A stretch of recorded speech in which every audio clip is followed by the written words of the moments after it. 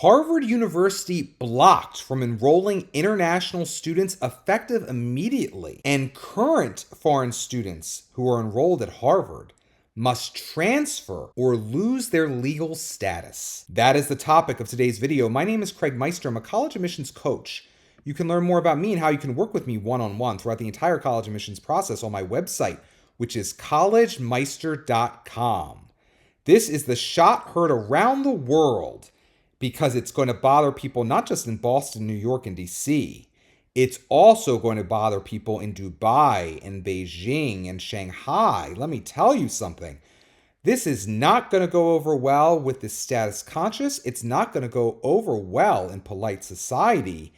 This is the letter from Kristi Noem to Harvard University today, May 22nd, 2025.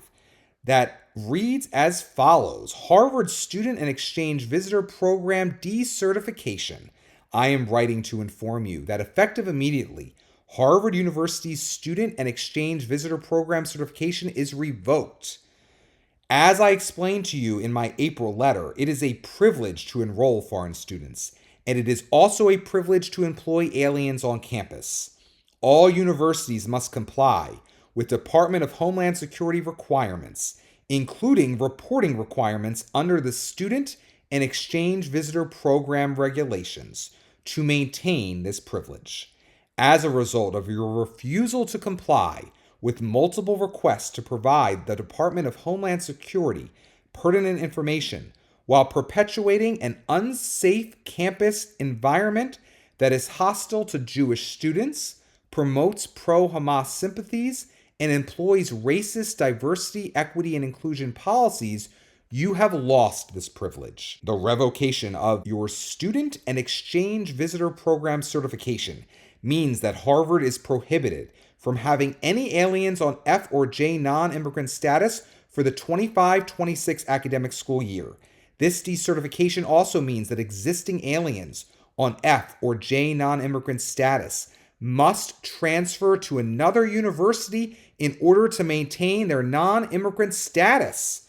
Oh my goodness, they may have to go to UMass Boston. This action should not surprise you and is the unfortunate result of Harvard's failure to comply with simple reporting requirements.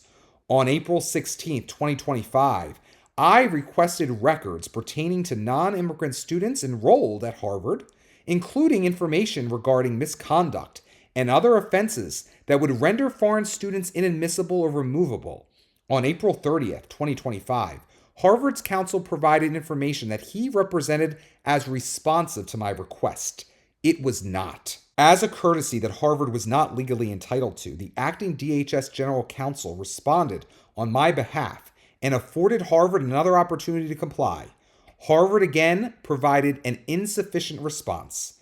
Consequences must follow to send a clear signal to Harvard and all universities that want to enjoy the privilege of enrolling foreign students that the Trump administration will enforce the law and will root out the evils of anti-Americanism and anti-Semitism in society and campuses. If Harvard would like the opportunity of regaining Student and Exchange Visitor Program certification before the upcoming academic school year, you must provide all of the information requested below within 72 hours.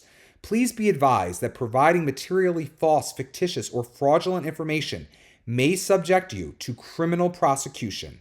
Other criminal and civil sanctions may also apply. I expect full and complete responses to the following requests. 1. Any and all records, whether official or informal, in the possession of Harvard University, including electronic records and audio or video footage regarding illegal activity, whether on or off campus, by a non-immigrant student enrolled in Harvard University in the last 5 years. 2. Any and all records, whether official or informal, in the possession of Harvard University, including electronic records and audio or video footage regarding dangerous or violent activity, whether on or off campus, by a non-immigrant student enrolled in Harvard University in the last 5 years. 3.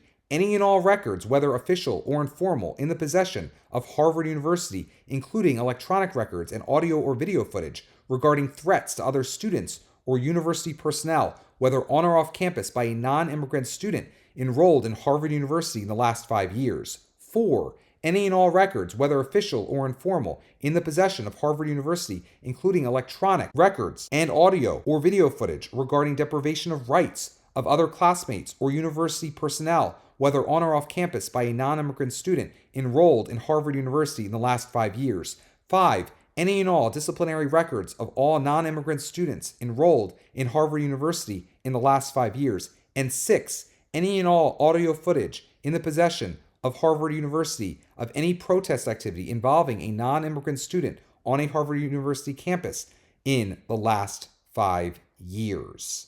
Sincerely, Kristi Noem, Secretary of Homeland Security. My friends, this is the letter that Harvard and other institutions in the United States of America, from sea to shining sea, were fearing. I feel like I'm watching a 1980s primetime soap opera. That's how salacious and dramatic and over the top all of this is. I mean, this is, no matter your perspective, scandalous. It is absolutely scandalous. And depending on your perspective, of course, it's scandalous in a very good way, or it's scandalous in a very appalling way. So what you see here depends on where you sit. And all I can do is just keep watching. You really can't turn away, can you? It will be fascinating to see, of course, if Harvard finds a friendly judge to prevent this from taking force, or if Harvard relents and finally gets on its knees. No matter what happens, it's going to be dramatic. So let's stay tuned. That's all I can really say for this video. Let's stay tuned. Every day is another episode in this series. It's just a shocking turn of events. It is really like watching like Dallas or Dynasty or Oh My Children or Days of Our Lives. I don't know. I mean, this is amazing.